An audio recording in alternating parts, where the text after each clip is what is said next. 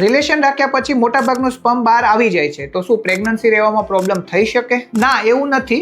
સૌપ્રથમ આપણે normal semen વિશે સમજીએ. WHO ના ક્રાઇટેરિયા પ્રમાણે 1 ml સિમેનની અંદર 16 મિલિયન મિનિમમ સ્પર્મ કાઉન્ટ હોય છે અને સ્પર્મ મોટિલિટી મોર ધેન 30% હોવી જરૂરી છે. તો સામાન્ય રીતે જ્યારે સંબંધ રાખીએ ત્યારે ઓછામાં ઓછું 2 થી 3 ml સિમેન હંમેશા જતું હોય છે.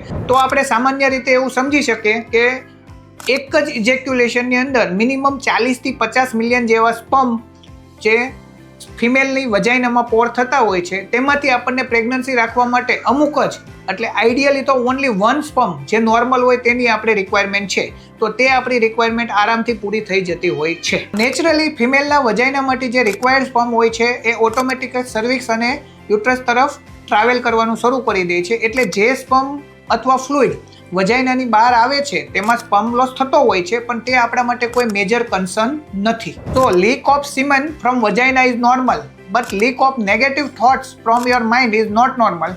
સો don't worry and try, you will definitely get results.